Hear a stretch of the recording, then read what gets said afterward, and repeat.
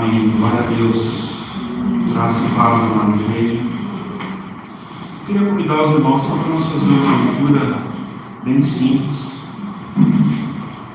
Os irmãos podem ler assentados mesmo, nos escrituras. Hoje nós vamos falar sobre. Nós vamos dar sequência à teologia bíblica. Nós entendemos que não necessariamente é a revelação é a Escritura, é a palavra de Deus, essa é a revelação. E diante da revelação nós temos a iluminação do Espírito Santo que ilumina os olhos do nosso coração. E nós usamos a teologia como uma interpretação, uma forma de entendermos esse processo pela qual Deus fala conosco hoje, por intermédio do seu Filho, mas de forma escrita, de forma registrada, que nos fala a Escritura pela palavra de Deus, amém? Temos falado há bastante tempo sobre isso. Então nós vamos falar sobre quem é Deus. Um assunto maravilhoso. Nós vamos trazer a memória aqui. Eu queria que os irmãos abrissem Deuteronômio 32, versículo 4. Nós vamos apenas ler esse texto para nível de conhecimento de Deus. E vamos entrar já na... Pode ir para a apresentação, por favor. Não, perdão, o texto perguntou. Não tinha usado o texto? Perdão. Deuteronômio 32, 4. Isso. Vou ler aqui junto com os irmãos. Vamos encontrar. Ele é a rocha. Então nós temos aqui uma afirmação de quem é Deus.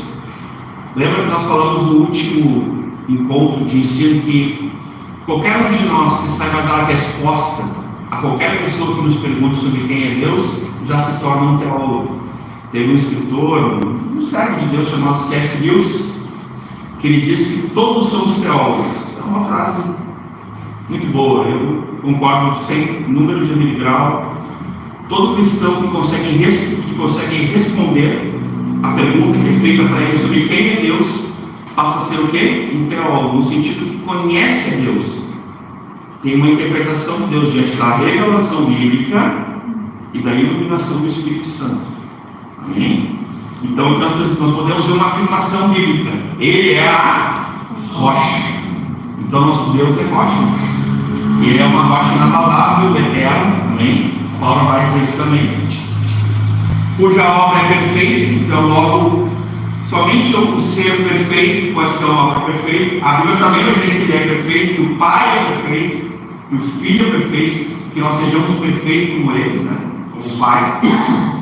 Então, cuja obra é perfeita, porque todos os seus caminhos são justos, logo a gente pode dizer que ele é justo, né? E tem uma afirmação bíblica que a gente sempre gosta de lembrar, que é importante para nós todos, que ele é o justo juiz, assim como ele é o justo advogado. E quando nós expomos as epístolas de João, os irmãos vão lembrar que a gente falou no capítulo 2 que Jesus era um justo advogado que decidia por nós, lembram? Né? Nós pecadores, como foi falado aqui hoje, nós transgressores da lei, né, de Deus, e pecamos, né? E aqui, irmãos, também na época da exposição de 1 João, se os irmãos lembrarem, quando a gente leu sobre que o Espírito era a verdade, que Cristo era a verdade, que a palavra era a verdade que santificava, que a igreja era a coluna e baluarte da verdade. E nós lemos esse texto aqui que diz assim, Deus é a verdade. E é uma expressão muito forte, irmãos. Veja bem, se Deus é a verdade, e a Bíblia afirma isso, existe verdade fora de Deus? Isso é uma pergunta, não precisam responder para mim diretamente. Respondam, pensem consigo, né? Isso é teologia. Baseado na Escritura, eu posso afirmar que Deus é verdade? Sim.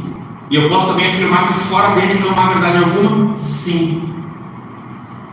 Fora de Deus há alguma verdade? Não. Lembram que Deus é luz, lá de 1 João?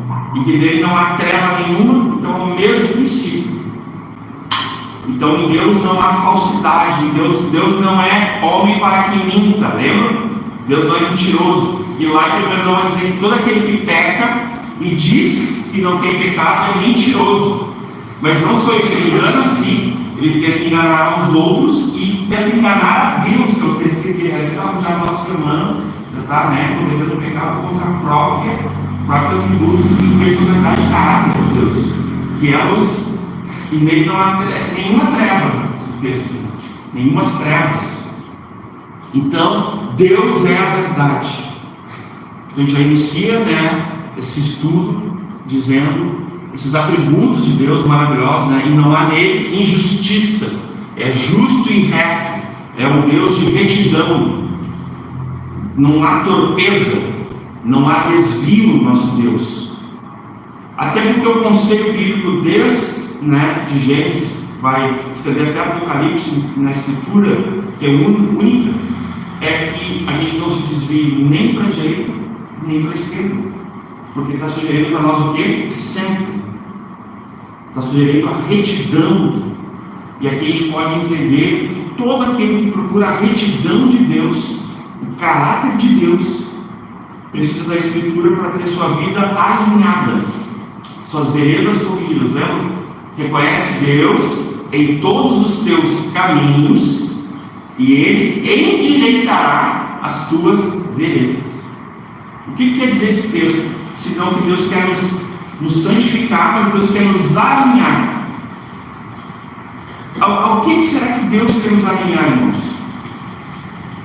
A sua vontade, amém? Os irmãos concordam? Seu propósito.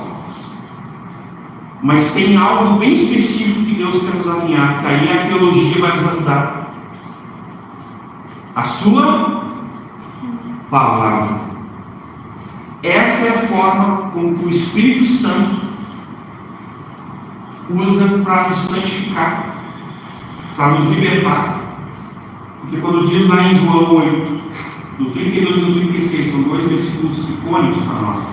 Conhecereis a verdade, e a verdade vos libertará. Então, a Bíblia diz que Jesus orou ao Pai, dizendo lá em João 17, Pai, santifica-os como igreja, pelo noivo, a noiva é lavada pela palavra. Sim, o marido deve também, santificar sua esposa. Nós somos santificados, somos edificados, somos endireitados, somos iluminados pelo que? Pela palavra de Deus, que Deus vai usar como uma régua. Quando a Bíblia, inspirada pelo Espírito Santo, a palavra de Deus, inspirada pelo Espírito Santo, ela foi elencada assim, pelo próprio Deus para ser entregue à igreja, irmãos. Tem uma expressão, o pastor Michael vai tocar nesse assunto em breve. Ele vai falar sobre preservação da Escritura, sobre traduções, vai ser muito bom.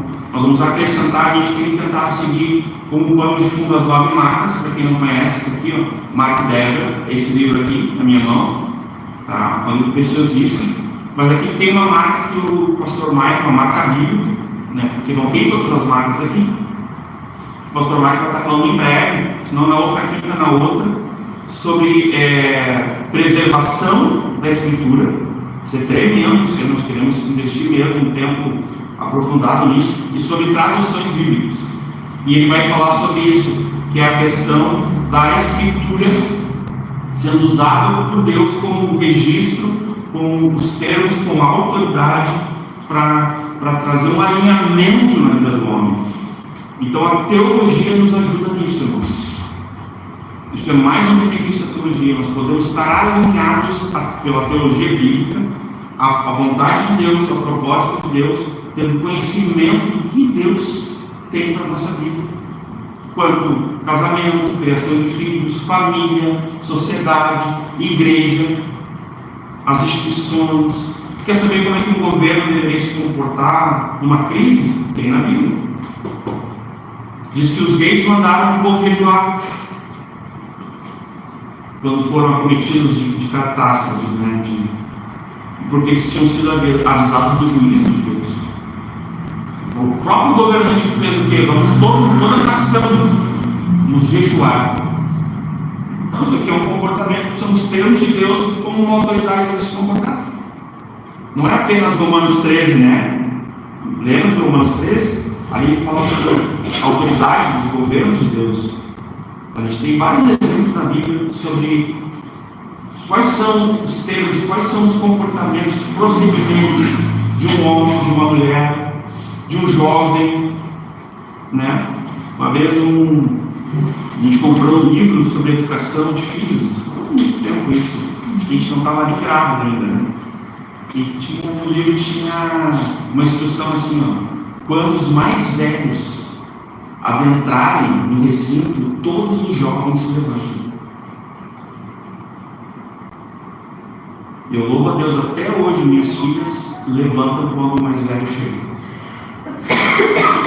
Sempre levantam, elas são educadas nesse aspecto da Escritura. É bíblico isso. Todo jovem tem que ter reverência diante dos mais velhos.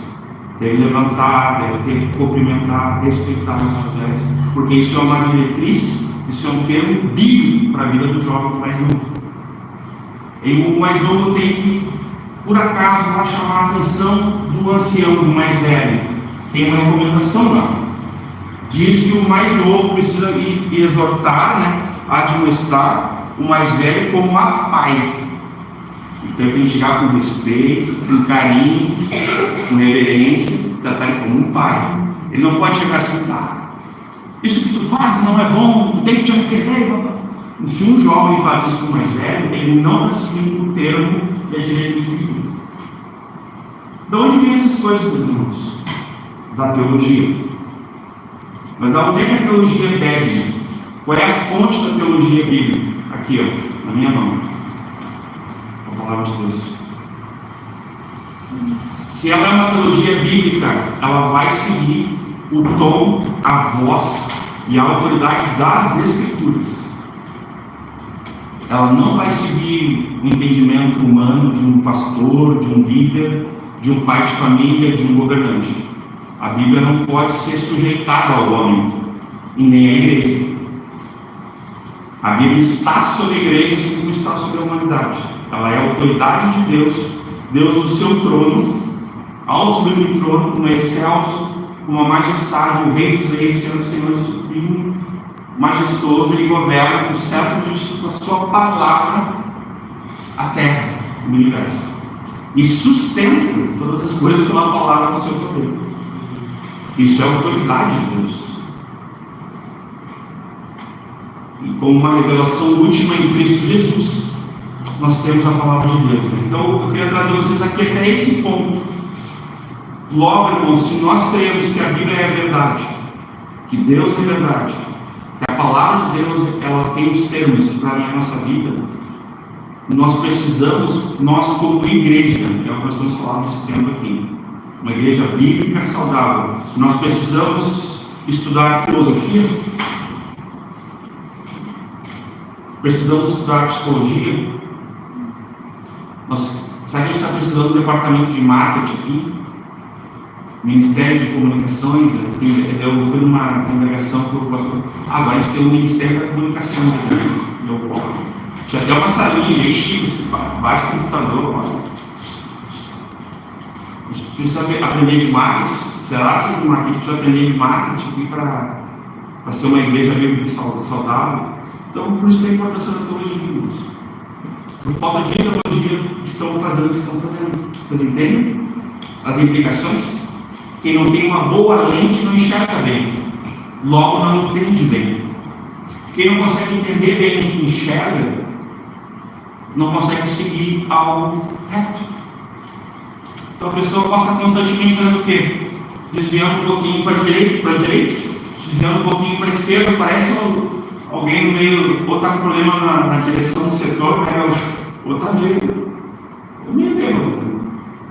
Tu vê um motorista dirigindo que fica assim, ó, na estrada, não é meio quem dirige aqui, né? A Bia também dá um negócio, né? Dá um negócio, cara. Mas, irmãos, não é diferente para quem não tem uma boa lente, para quem não tem uma boa teologia bíblica. Não é diferente. Vamos entrar aqui, pode, né, a série 9 marcas, né, bíblicas de uma igreja saudável, teologia bíblica, pode passar. Então a gente já viu sobre pregação expositiva. Essa parte que a gente já viu, pode passar.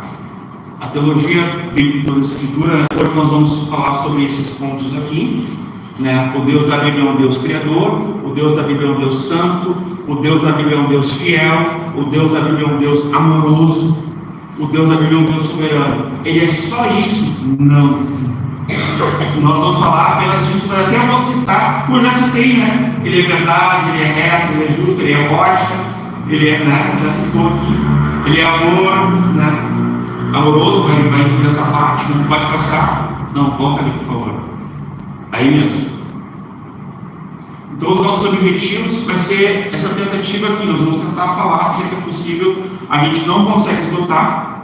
A gente não está aqui para definir nada. Essa não é a intenção do pastor Michael, e nem a minha intenção, nem nossa como igreja, de definir Deus, né? Não é esse o ponto, irmãos. Nós vamos conhecer mais a Deus. Ou vamos, para alguns aqui, alguns vão estar aprendendo, outros vão estar lembrando. Acontece de tudo aqui. É o Espírito Santo iluminando os olhos do nosso entendimento, nos edificando, nos santificando com a palavra de Deus. Amém? Pode passar. Vamos lá, teologia bíblica. No capítulo anterior, consideramos a importância da pregação coletiva. Contudo, é suficiente apenas expor as Escrituras? Não.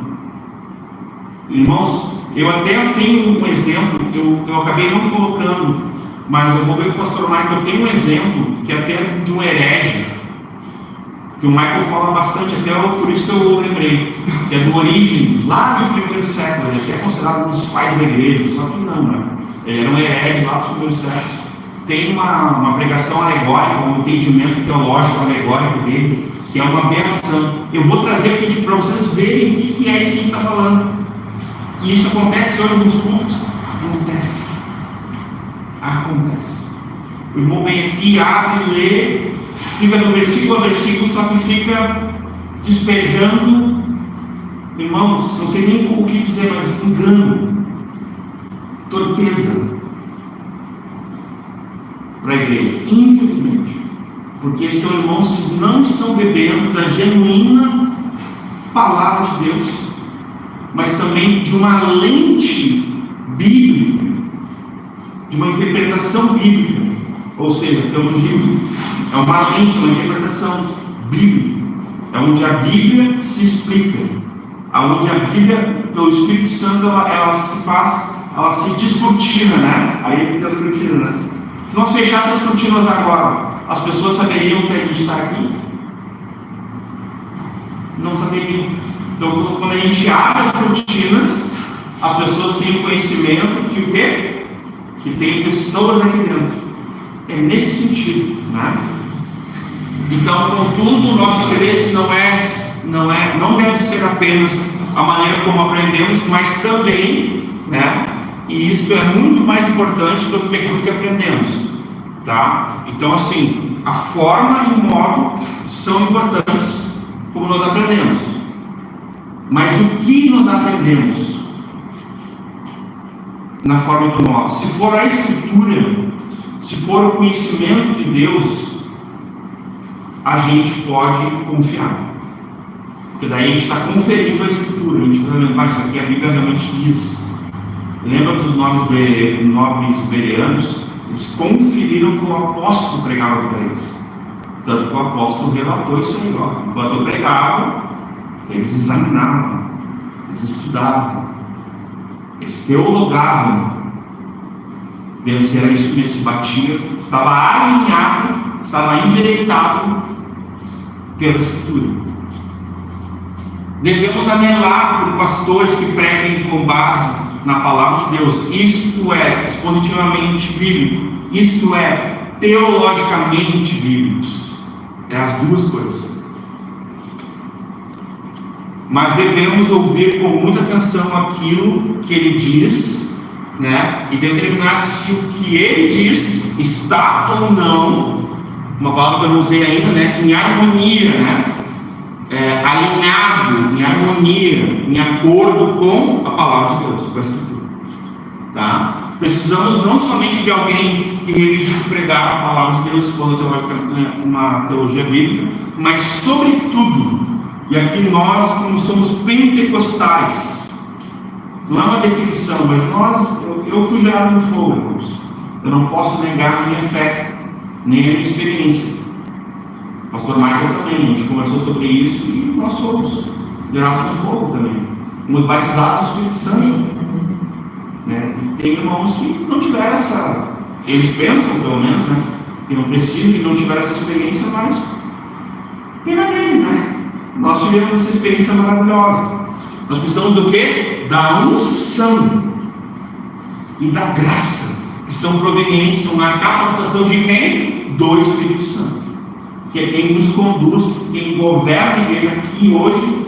Quem está aqui, irmãos, é o Espírito Santo. Porque Cristo está onde? Sentado à destra de Deus Pai. Mas Ele é onipresente, está em todo lugar, como Deus. Mas a Escritura diz que Ele está onde agora? Assentado à destra de Deus Pai também, como Deus. Um filho, um homem. É um detalhe importante falar aqui: está como homem no céu. Quando nós somos recebidos por Cristo, será o quê? Um homem. Um homem Deus, né? Deus homem, né? Cristo Jesus, perfeito, né? Então, o capacitação do Espírito Santo de alguém que faça isso de modo substancial e sério. Estou falando de quem? Do pregador, de quem está lhe pregando, né? Então, essa pessoa precisa levar a sério, ela precisa ser assim, um estudioso, um teólogo. Olha, com todo respeito, eu penso que sim, porque pela atual conjuntura, pelo que a gente tem visto nos púlpitos, está um desastre, é decadente. Pastores estão perdidos, abrem as Bíblias, leem o versículo, fecham as Bíblias e saem para contar histórias, para falar de si, ou para falar da igreja, que daí a igreja fica se admirando, né? É uma parte satéria, né? Aí fica falando bem da igreja, a igreja fica se admirando na frente de Deus. Como eu sou bela, né? Como eu sou rica, né? Olha como eu estou bem vestido, daí vai ler Apocalipse, vai descobrir toda a sua nudez, seus pecados, né? Então, é as duas coisas. Falar de si, falar da igreja, é falar de Deus? Não. Parece antigamente, quando chamava o irmãozinho para dar um testemunho. Ô irmão Gaúcho vai dar um testemunho, irmão Maninho, irmão Lucas, irmã. Eu fiz isso, eu matei, lá no finalzinho assim, e Jesus me salvou. Os irmãos ficavam assim, 7 minutos de terror puro, sem explicação nenhuma, e no finalzinho, então, né? E Jesus me salvou. Estava testemunhando quem, irmãos? Quem nunca, né? Quem nunca fez isso, né? Eu já fiz. Eu sou dos anos 80. Era assim que se fazia. Chegava lá, falava de ti, falava o que tu fazia, e a galera tinha pau. Glória a Deus! Não falava nada assim que Jesus era o teu Salvador, que ele era maravilhoso, que ele era santo, que ele morreu, que ele ressuscitou, que ele era puro, que ele era Deus. Mas, e a galera, Deus diz, o testemunho do irmão nosso, de quem é o testemunho dele? Pelo menos falava a verdade, né? Mas nós somos chamados para ser testemunhas de quem? Atos 1:8, né? Catequese, Lucas. Mas recebereis poder ao descer sobre vós o Espírito Santo, e sereis minhas testemunhas. Aí vai ler João 8 lá, né? Aquele que fala de si, busca a glória para si. Mas aquele que fala de Deus, glorifica o Pai a quem enviou. O próprio Senhor Jesus ensinando como é que está testemunho. E ele vai dizer assim, ó, eu não preciso que o homem dê testemunho sobre ele, porque eu conheço o homem. Eu sei quem ele é. Ele é mau, ele é pecador, ele está destinado ao inferno. Sim. Todo homem nasce em pecado. O pecado que você me considerou minha mãe. Eu já nasci perdido, em perdição. E quando eu sou encontrado por Cristo, eu sou o quê? Salvo, perdoado, lavado, remido. Todo homem encontrado, até encontrar com Cristo, está morto com seus delitos e pecados. Está rumo ao inferno. Não há um justo sequer. Ninguém que busca Deus, ninguém que entenda. todos se fizeram inúteis, se extraviaram, todos pecaram e todos carecem da glória, da presença de Deus. Então, um homem sério e substancial, curte seus sermões em harmonia com a palavra de Deus, realmente ensina, pregue a palavra, ensina, exorta, corrige, vai em Timóteo, o apóstolo ensinando o seu discípulo. Pois disse: não, reúne aí, faz uma ONG, faz não sei o que. Foi isso que ele falou: não, prega a palavra, Timóteo, abre a Bíblia, prega a palavra, ensina, exorta, disciplina, tudo ali. Esse foi o conselho do apóstolo, do veterano para o jovenzinho.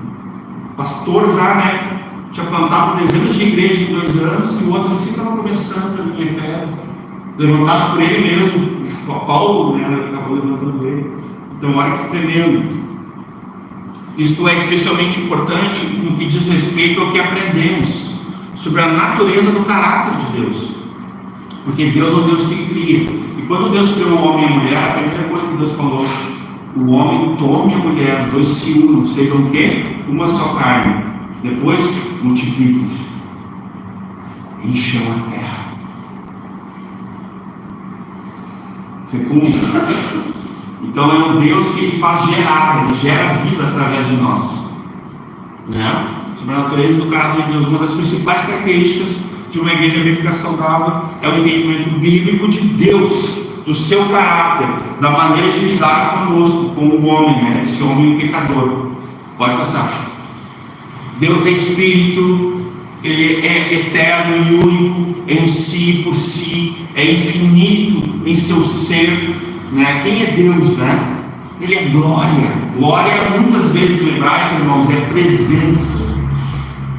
E não é uma presença assim, tipo assim, nós estamos aqui, a Bia está presente, o Gilmar está presente, Lucas, Gaúcho, Silvia, Sofia, Duda, Aline, Maninho estão presentes, ok? O Espírito Santo também. Mas quem é que enche esse lugar com a sua presença? O Espírito Santo, que é Deus. Mas algum de nós consegue encher esse lugar? Não. Entendeu a diferença? Então, a presença gloriosa de Deus enche toda a terra, diz o profeta, e toda a terra. Por isso que ele é onipresente. Deus enche toda a terra com a sua glória, com a sua presença. Ele é glória, ele é bem-aventurança, é perfeição, é todo suficiente, não foi criado, autocriado, É eterno, imutável, insondável, justo juiz, infinito em poder, sabedoria, santidade, justiça, misericordioso, é clemente, longânimo, ele é amor, é cheio de bondade, ele é verdade. Isso aqui é uma partezinha de uma declaração de fé de Westminster, que é muito interessante. Ela não aborda todos os atributos de Deus, mas aborda uma boa parte. Há um Deus só, mas ele é composto de 3 pessoas. O Filho, que não é o Pai, não é o Espírito que não é o Filho nem o Pai, e o Pai, que não é nem o Filho nem o Espírito. São 3 pessoas distintas. Mas da mesma forma, essa divindade que são 3 pessoas, o Pai, o Filho e o Espírito, são um só Deus verdadeiro e eterno. Eles são da mesma substância, da mesma qualidade. Não existe um inferior, ou um superior. Eles são iguais, como iguais é a palavra, Eles são iguais em poder e glória, embora sejam pessoas distintas. Pode passar. Todo mundo já ouviu falar que Deus é onipotente, onipresente, onisciente. Todos já ouviram falar isso aqui? Aprendi lá na minha época, era a escolinha dominical de criança, Aprendi. Então vocês conheceram a minha professora, ela estava aqui na renovação de voz, a Inês, a esposa do pastor Clédio. Ela me ensinou isso aqui, quando eu tinha 6 para 7 anos, eu lembro, até hoje. Foi ela que me ensinou. Ser onipotente, presente, onisciente são 3 características de Deus, atributos dele. Ele tem todo o poder, todo o conhecimento, ele está em todo lado, em toda parte. Sua glória enche a terra. A Bíblia não usa palavras onipotente, onipresente, onisciente, ela não tem esses termos. Por que é importante esse exemplo que eu quis trazer aqui? Porque isso é teologia. Como é que a gente trouxe isso? Como é que a gente entendeu que Deus é onipotente, onisciente e onipresente? através de uma teologia bíblica. Teologia é o quê? Estudo sobre Deus. Estudo de Deus. Teos. Teologia. Estudo sobre Deus. Tá algo simples. A gente não precisa ter medo ou complicações com isso. Isso é saudável. Pela falta disso que a gente vê, talvez alguém ensinando que são 3 deuses, como uma heresia, que já aconteceu no 3º século. Alguém disse que eram 3 deuses. Isso é uma heresia. Isso não está, a Bíblia não fala isso. Isso falta de uma boa teologia bíblica. Então vamos lá. Essas palavras não estão assim dessa forma, né? Mas a Bíblia não usa essas palavras, mas mostra que Deus tem essa característica. Então ela mostra. É um método indutivo de entendimento, de interpretação. A gente consegue ver isso. A Trindade, tá? A palavra Trindade, ela está na Bíblia? Não. Mas existe ou não a Trindade? Sim. Eu consigo ver claramente na Bíblia a Trindade, desde Gênesis até Apocalipse. Isso é teologia. Isso é conhecimento, estudo sobre Deus. O prefixo oni significa todo. Isso aparece onipresente, onipotente, né? Onisciente, algo que é completo, sem falhas, né? Pleno, né?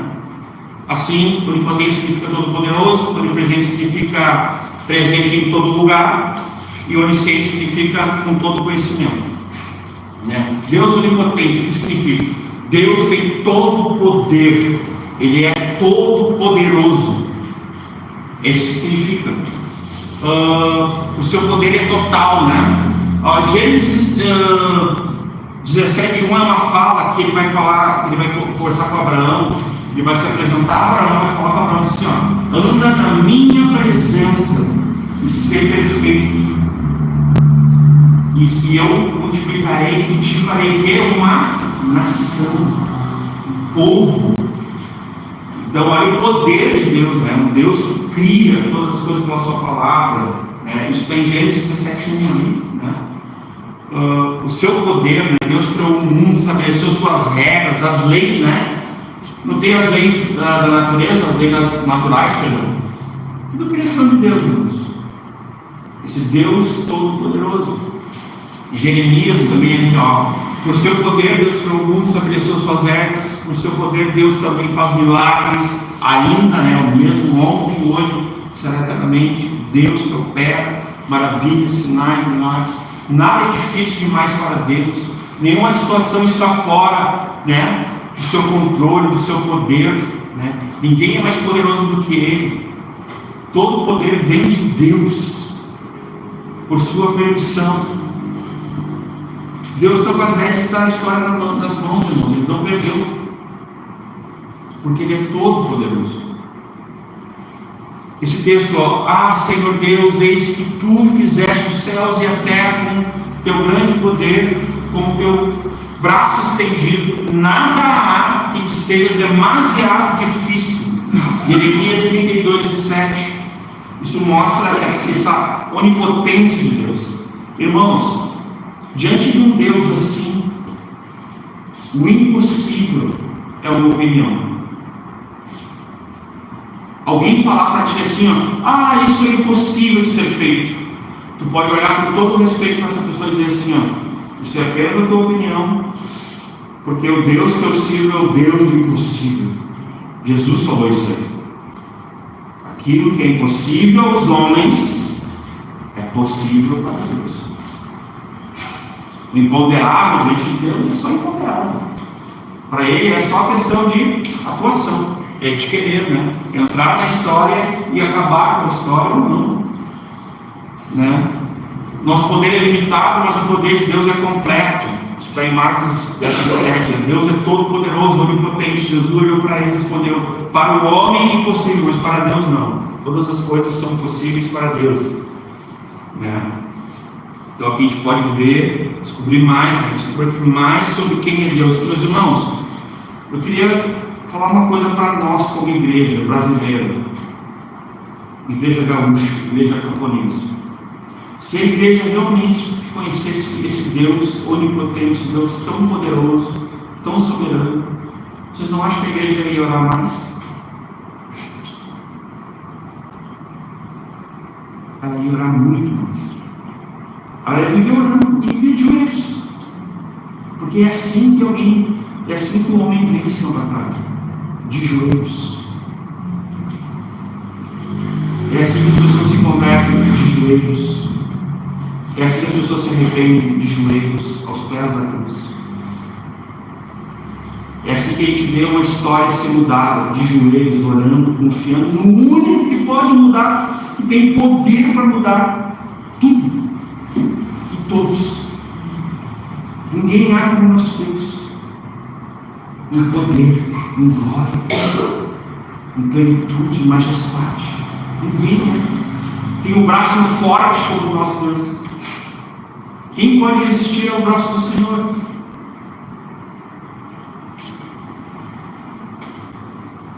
Deus é onisciente. Deus é onipresente. É o próximo que Deus está em todo lado, vê tudo, né? Deus vê tudo, né? Parece aquela VT da física, né? Você lembra o professor da universidade? Eu lembrei agora. O professor era cristão, ele falava, Deus vê tudo, né? Ele evangelizava. O Tom, esposa da Carmélia, também fazia essas brincadeiras. Então, se Deus está em todo lugar, Deus em tudo, nada está escondido, né? E Jesus nos alerta, né? Tudo que está encoberto, tudo que está escondido será exposto, será revelado, será trazido à luz. Jesus está garantindo que, sobre as trevas, Jesus vai chegar com luz e vai iluminar as trevas, vai revelar, vai expor. Isso está falando, irmão, daquele que não se arrepende. Está falando sobre pecado, sobre esse que não se arrepende, que está com a sua vida em trevas, vendo ali escondido. Como Davi diz, em pecado meus ossos secaram, porque ele estava ali, né? Até o profeta chegar nele e dizer, ó, o que tu faz, né? Te arrepende. Conta uma história para ele, quando ele fica lá em pano de saco, com o rosto no chão, porque ele vivia em pecado, em iniquidade, o pecado governava a ele. É nesse sentido. Então, nesse sentido, a gente tem que ter um temor quando nós não estamos na luz. Porque Deus é tudo, né? O Salmo 139, para onde poderia escapar do teu espírito? Para onde poderia fugir da tua presença? Se eu subir aos céus, lá estás. Se eu fizer minha cama na sepultura, também lá estás. Aqui eu recomendo toda a leitura do Salmo 139. Não existe lugar nenhum onde Deus não pode entrar para vê-los, são iguais para ti. O que significa isso? Que Deus vê nas trevas. Se nós apagarmos a luz aqui e fechar tudo, a gente não vê. Mas a gente batendo canela, se batendo, a gente não vê. Deus vê. Essa que é a diferença. Então ele fala que a luz e as trevas são iguais para ele, porque não tem diferença. É porque ele consegue ver tanto quanto na luz nas trevas. Só Deus pode fazer isso. Ninguém mais faz isso. Até mesmo os segredos mais escondidos dos nossos corações, né? Provérbios 15:3. Os olhos do Senhor estão em toda parte, observando atentamente os maus e os bons, procurando um coração que o busque, um coração que o anseie, que o almeje, que tenha fome e sede de conhecê-lo. Irmãos, Deus não tem filhos prediletos. Deus não tem preferidos. Isso não é uma frase minha, nada. Mas tem pessoas que preferem mais a Deus? Tem sim. Tem pessoas que buscam mais a Deus. Pessoas que se importam mais, que querem conhecer mais a Deus. E aí está uma deixa para nós. Será que a gente tem estudado mais do que a gente poderia? Será que a gente está saturado do Evangelho a tal ponto que não nos falta a palavra na boca, a boa palavra, né? Para a edificação, para a salvação, para a fé dos outros? Isso foi uma reflexão para nós. A gente está manejando bem isso tudo. A igreja do Senhor precisa ter essa qualidade. Precisa Todo membro precisa ser um teólogo bíblico saudável. Isso eu não estou dizendo fazer faculdade de teologia, fazer seminário, não é isso que a gente está falando. A gente está falando alguém que busque a Deus, que é nesse tipo, que se aprofunde, que conheça na matéria, no aspecto de conhecer sobre a palavra, sobre a escritura, sobre os atributos de Deus, né? Não há, para Deus a gente não pode mentir, porque Ele sabe tudo, né? Ele está em todo lugar, Ele sabe o que está acontecendo, Ele está ali em cima do lance, né? Ele está ali, assim, não tem como omitir ou esconder nada. Deus não está limitado a um só lugar, né? Olha que interessante, irmãos. Nenhuma outra criatura, olha essa última frase aqui, ó, quem quiser, ó. Nenhuma outra criatura, nem mesmo os anjos, nem os demônios, nem o diabo, também, daqui a pouco, pode estar em todo lado, em todo lugar. Isso somente o nosso Deus Todo-Poderoso. Só Deus é onipresente, pode passar. Deus é onisciente. Deus entende todas as coisas e tem toda a sabedoria, Ele conhece tudo. Não há nada que Deus não consiga responder. Ele não é como um homem. Nós não temos, nós não julgamos que temos. A gente não tem toda a ótica, todas as respostas. Eu sei que o Michael também não pensa assim, a gente já conversou sobre isso. A gente tem que ter uma humildade diante da Escritura, até o ponto de saber que Ele sabe que a Escritura tem todas as respostas, nós não temos. Então a gente depende aqui humildemente do Espírito Santo.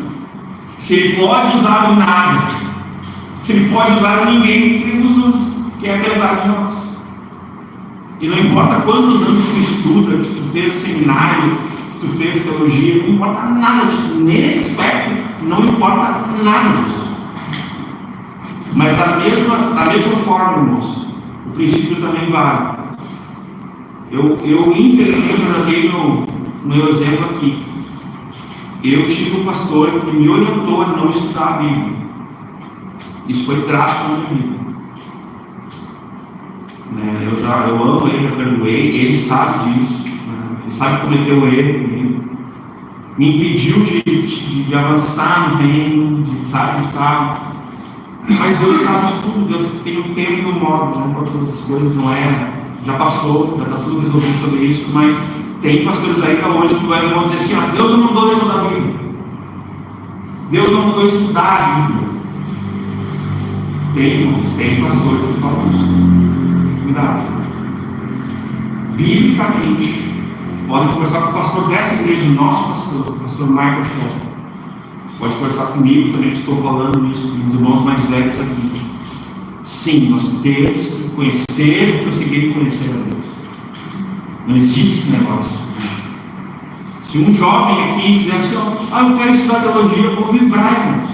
Se eu puder, eu até ajudo financeiramente. Mas lógico, eu vou querer ajudar que conheça um bom curso, né, indicado pelo pastor Michael, comigo, nós, os mais velhos, entendidos dessa matéria, para que ele faça um bom curso, né, e não um curso qualquer, né, para se desviar também. Então, né, Deus não somente vê tudo, mas Ele também conhece tudo da maneira perfeita, né? Deus, Ele não tem entendimento dúbio, assim, meio opaco. Não, irmão, Deus, Ele vê claramente tudo, passado, presente e futuro. Na verdade, isso não existe para Deus. Deus, Ele não está dentro do tempo. Deus é eterno, né? A presciência dele, né? O entendimento dele é diferente. Não existe nada que Deus não saiba, não entenda, né? Ele consegue cada detalhe da sua criação, né? Jeremias 10, 12 é um exemplo, né? Mas foi Deus quem fez a terra com o seu poder e formou o mundo com a sua sabedoria, né? O seu conhecimento, entendeu, sobre os céus, o seu entendimento. Olha que tremendo essa afirmação bíblica. Jeremias 10, 12. Seu conhecimento é completo, sua sabedoria é total. Ninguém é mais sábio do que Deus, porque Ele sabe tudo e sempre conhece o que é melhor para nós. Ao homem foi dado, né, a oportunidade de fazer planos. O homem pode fazer planos, mas a resposta certa pertence ao Senhor. O ponto final quem dá é Deus. E também que nós não sejamos aqueles que chegam para Deus carimbar, né? Tipo, vai faz tudo e chega assim, carimba aí. Tem esses também, chega o pastor só comunica, né? Tem gente que chega assim, né? Chega no pastor só comunica, ah, pastor, decidiu fazer isso, e o pastor ficou olhando assim, tá bom, já decidiu. A pessoa não vem buscar conselho, não vem buscar orientação, não vem querer saber, talvez, agora Deus pode ter falado com ela, claro que pode, irmãos. Amém? Deus pode, Ele é Deus. Inclusive, a pessoa não tem o mesmo acesso que tu não é um discipulador ou uma discipuladora, a pessoa não tem o mesmo acesso à fonte que tu tem. Ela pode também ouvir Deus, mas também deve, né? A nossa função é que as pessoas tenham comunhão com Deus, conheçam a Deus na fonte, sejam cheios do Espírito. A gente não é um mediador aqui, irmãos. A gente não é o Espírito Santo, a gente não é Deus, nós somos servos, todos nós. Somos servos do outro. Os mais novos, a gente não é Deus. A gente não é o Espírito. A gente não é a palavra. A gente conduz as pessoas a isso. Isso sim, ao conhecimento de Deus. Seu conhecimento completo e sua sabedoria total, né? Nós nem sempre entendemos o que está acontecendo, mas nós cremos, nós temos a fé. Quando a gente não entende, muita gente não entende. Tu está entendendo o que está acontecendo? Ainda não. Tu está assim meio, né? A gente é assim, a gente é humano. Mas Deus sabe e está no controle de tudo. Quando obedecemos a Deus, encontramos sabedoria. Salmo 111, 10.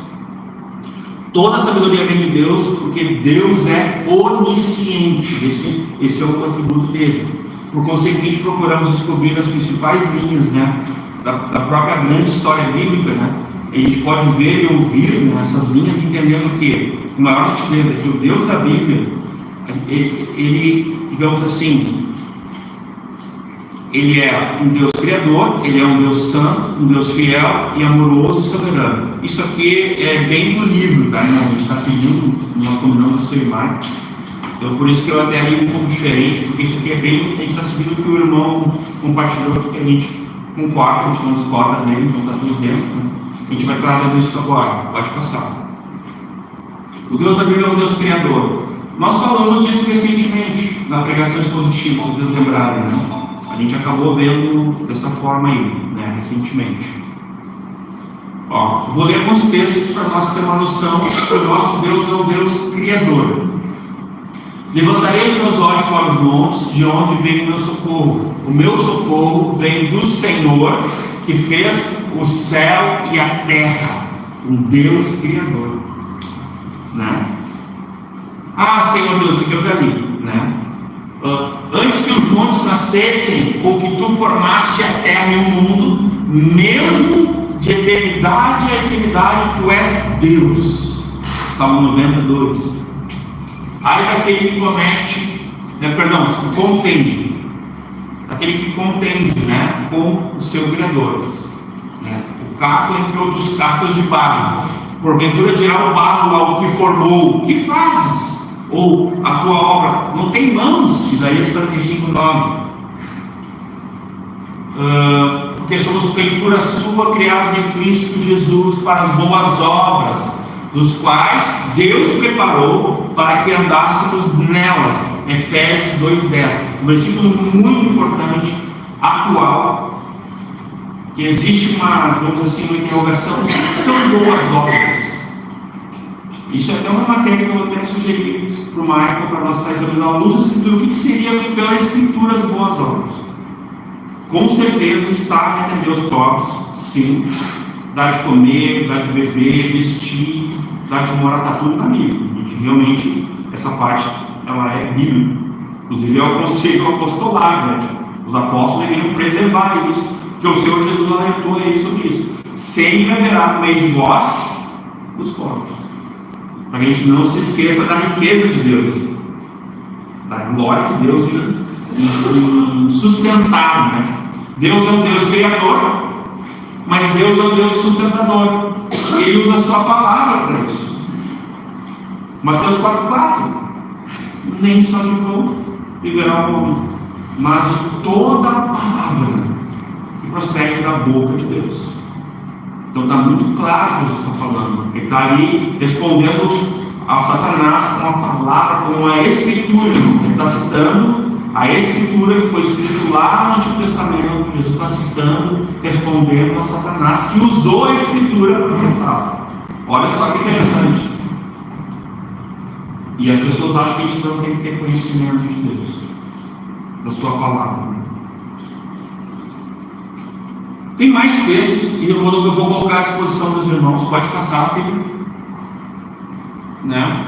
Primeiramente, começando onde a Bíblia começa. Né? A gente vê lá Gênesis 1:1. Vou ler aqui rapidamente. Se vou ler aqui na minha Bíblia. Gênesis 1:1 diz assim: no princípio criou Deus. Vou parar aqui. Irmãos, Deus da Bíblia, o Deus da Bíblia é um Deus criador. Disso aqui depende de nossa fé, irmãos. Esse entendimento único aqui que a Bíblia está dizendo. No princípio criou Deus. Criou Deus o que, irmãos? Todas as coisas. Quando diz aí os céus e a terra, está falando de inteira assim, todas as coisas. É nesse sentido. Né? Ele criou para ser um povo especial, né, no mundo. Nós precisamos entender a verdade do que a Bíblia nos apresenta a respeito de Deus e de nós mesmos. O ensino correto em nossas igrejas tem de incluir o compromisso claro com as doutrinas da Bíblia, por exemplo, da criação, do pecado, que é um ensino que às vezes falta nas igrejas, né? Da queda do homem, né? Irmão, se a gente pegasse e resumisse, a gente poderia, não é tentando definir ou esgotar, a gente poderia resumir de uma maneira muito tranquila assim: o Deus eterno, perfeito, Criador, Pai, criou um homem perfeito. Esse homem desobedeceu. Esse homem, o primeiro juízo, a primeira lei, ele desobedeceu. Então teve a queda, ele ficou imperfeito. Aí Jesus, que era Deus como Pai, o único Deus da Trindade, que fizeram do barro o homem, se torna barro. E se faz o quê? Homem. 100% homem. E nós vimos a sua glória, agora como unigênito do homem, cheio de graça e de verdade. E Jesus, meus irmãos, Jesus vai restaurar esse homem ao propósito eterno de Deus, ao plano eterno de Deus, ao plano original, através da cruz do sangue de Jesus. Então, vocês entenderam? Deus, homem, Jesus, eternidade. Ou seja, eternidade é eternidade. Então nós temos aqui o Deus eterno. Ele criou um homem para si, para ser o povo. Esse homem cai em pé. Jesus vem, perdoa, restaura, se torna justiça de Deus, livra o homem da ira de Deus, do inferno, da perdição eterna. Salva esse homem que não pode salvar esse Deus. E restaura esse homem como uma resposta ao quê? Ao propósito eterno, a casa eterna. E Jesus fala assim: ó, creis em mim, creis em Deus. Não se turbe o vosso coração. João 14. Não se turbe. Creia em mim. Ele está falando dos discípulos também, né? Creia em mim. Não se turbe o vosso coração. Creia em Deus. Na casa do meu Pai há muitas moradas. Aí vai dizer coisas tremendas. No mesmo capítulo ele já anuncia, virá o Paráclito, virá o outro, o Espírito Santo. Isso é tremendo. Glória a Deus. Então nós temos aqui esses princípios, essas doutrinas, né, que a gente não pode negligenciar. Isso é teologia bíblica. As teologias que a gente fala sobre Cristo, sobre Deus, sobre o Espírito, sobre a Trindade, várias delas, irmãos, talvez você não vai encontrar a palavra aqui. Mas não te preocupa com isso. Te preocupa se a palavra de Deus realmente diz isso. Isso sim. Nisso a gente tem que ser bíblico. É sempre bíblico. Inclusive, o apóstolo Paulo vai dizer: quando vocês falarem, falem segundo a palavra. Quando forem orar, orem segundo as escrituras. Esse conselho tem na Bíblia. A gente nem pode orar como a gente quer. Será que alguém pode orar como quiser? Tem certeza? Não é o que a Bíblia diz. Até o próprio Senhor Jesus ele dá um tom nisso. Não oreis assim, assim, assim, como os que fazem vãs repetições, como os hipócritas, fariseus e tal, achando que pelo muito falar serão ouvidos. Jesus vai explicar: mas oreis assim, portanto, orais assim, Pai nosso. Lembra? Então, a gente pode orar como a gente quiser, irmãos. Eu já ouvi isso aí por aí, né? Não aqui, né? Graças a Deus. Já ouvi essa. Não, a gente pode orar como a gente quiser. Não foi bem assim com aqueles lá que foram engolidos pela terra lá com Moisés e Arão. Não. Eles achavam que podiam fazer culto, invocaram Deus de qualquer jeito. Vocês viram o que aconteceu. Mas a gente pode fazer de qualquer jeito. A gente pode ser igreja de qualquer jeito. A igreja, irmãos, ela recebe a todos, amém? Mas ela não aceita tudo, não. Isso não é bíblico. Uma igreja bíblica saudável, todos no intuito que Deus recebe as pessoas. Deus te recebe como tu vem. Tinha até um corinho antigo: eu venho como estou, eu venho como estou, porque Jesus por mim morreu. Eu venho como estou. É tremendo esse canto. Mas tem um detalhe, irmãos. Deus te ama, Deus te recebe, mas o próprio Deus se recusa a te deixar como tu estás. Ele quer te transformar conforme a imagem e a semelhança de Cristo Jesus, seu Filho. Então, não permanecemos como estamos. Deus nos transforma. Então, o Deus Criador, eu queria fazer uma consideração breve aqui sobre Ele como Criador. A história relata na Bíblia e nos mostra com clareza que Deus é um Deus que cria e também sustenta todas as coisas. Ainda que não possamos entender plenamente tudo que está envolvido nisso, é inegável que este é um ensino da Bíblia. Ele tem implicações tremendas. Gênesis 1:1, que eu falei que é a base da fé, da nossa existência, E isso vai afetar a maneira como nós entendemos a Deus e como nós entendemos a humanidade. Se nós entendemos que o ponto, a fonte, a geradora é Deus, o único Deus verdadeiro, quando a gente ouvir a teoria lá de Charles Darwin, da revolução, quando a gente ouvir outras coisas que tem falado aí, design inteligente, entre outras coisas que são da criacionismo, entre outras coisas, irmãos, Jesus, tem uma fala de Jesus que eu vou emprestar aqui. Eu já estou indo para o final, tá? Jesus falou assim: creio tão somente e vocês não serão confundidos. Eu creio nisso. Se nós tivermos o conhecimento de Deus, ou seja, a teologia e a interpretação correta, meus irmãos, não há o que temer. A gente vai ouvir, mas está treinado o ouvido, está treinadinho.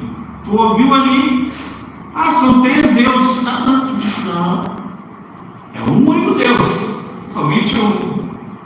São 3 pessoas, mas um Deus. É o que a Bíblia diz. Então, o que aconteceu? O Espírito Santo nos fará lembrar não só o que tem que falar, que é o Deus, mas também o que tu estudou, o que tu buscou. As ovelhas conhecem a voz do pastor. Os casos não se perdem. Porque quando é que o pastor usa a voz? Quando uma ovelha ela se afasta do rebanho dele. É aí que o pastor fala. Porque se o pastor estiver com o rebanho guiando aqui, rebanho todo mundo, será que ele precisa ficar falando? Mas o pastor ele vai guiar as águas tranquilas, aos passos verdejantes, o seu rebanho. do seu pastoreio. E ele vai dar vida para os ovelhas. O mercenário não, que veio para roubar, matar as ovelhas, ele vai fugir, né? Quando vê o lobo, ele pula fora. O pastor fica, ele defende, pega o cajado, pega a espada, pega as armas espirituais e defende, né, mano? E isso é muito interessante, irmãos. Já vou concluir agora. Eu quero mostrar para vocês.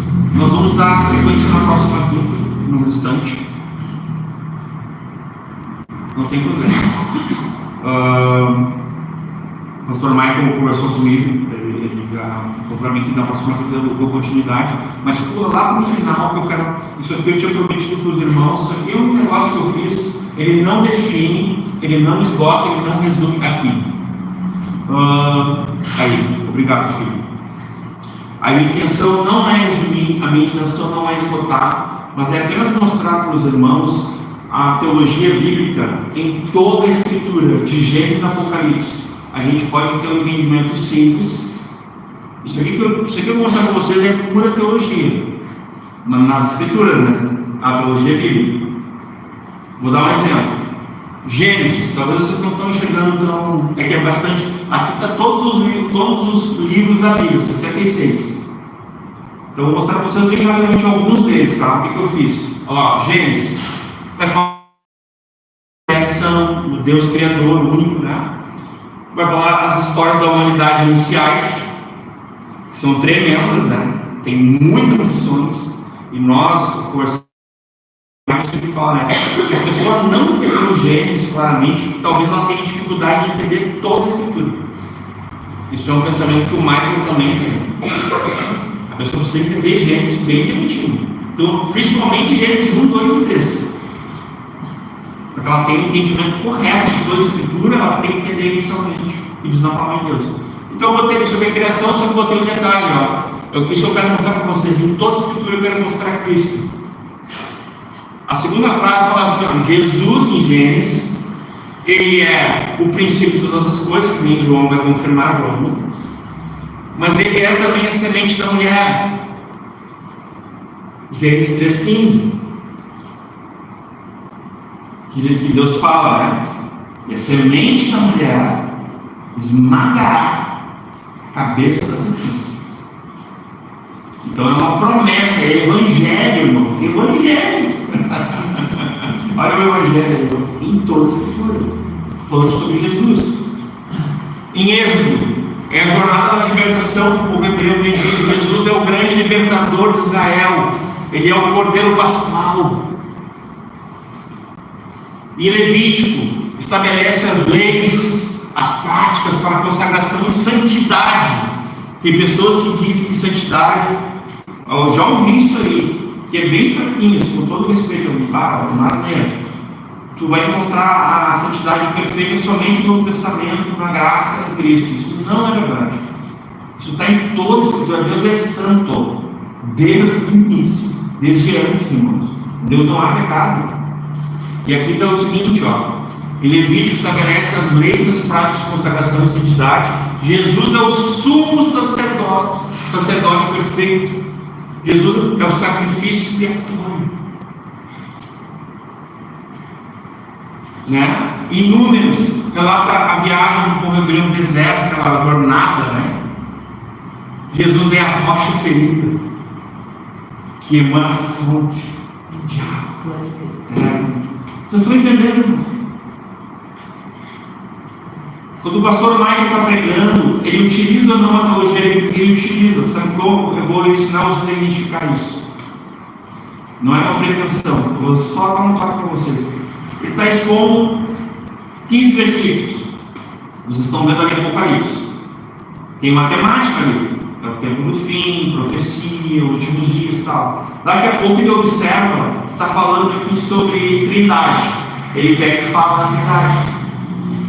Então ele se vale, que seria prover, ele não perde a oportunidade de uma doutrina importante nossa, da nossa fé, e acaba falando com ele, lembrando ele não se detém, mas ele menciona, ele fala, às vezes ele pega e dá, lembrem disso, quando glória de Deus, né? São 3 pessoas, mas é um único Deus e tal. Então isso é muito tremendo, é muito sábio, né? Isso é uma prática do pastor Michael como pregador.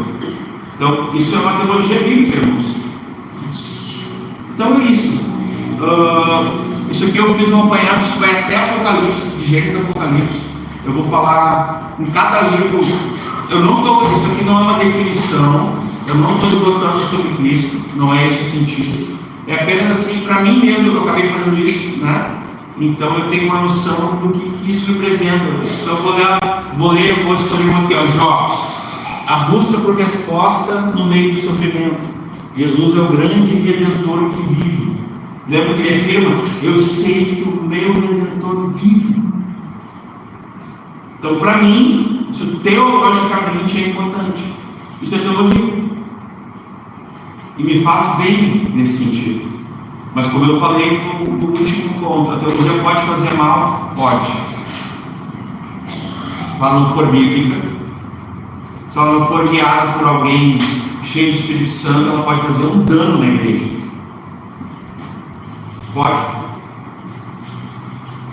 Muitos que foram estudar em seminário voltaram ateus. Isso é tudo verdade. Então tem um lado negativo também dessa questão da teologia. Então, e aos poucos nós vamos discutindo isso, né? Mas não é por causa disso que nós não podemos nos atender a isso. Então, irmãos, não tenham medo da teologia. Vocês não são, digamos assim, neófitos, né? Não são novinhos, não precisam ter medo, assim. Vocês não serão confundidos. Se vocês conhecem a Escritura vai reger, ela vai determinar, vai dar o tom, ela vai ajudar vocês a ter uma lente boa, né? Nós aqui não temos teologias que a gente admitiu aqui, o pastor Michael deixou bem claro isso, que a gente não é nem calvinista, nem arminiano, nem nada, a gente é aqui bíblico. Então, nesse aspecto, a nossa teologia segue a autoridade das Escrituras. A Bíblia explica a Bíblia.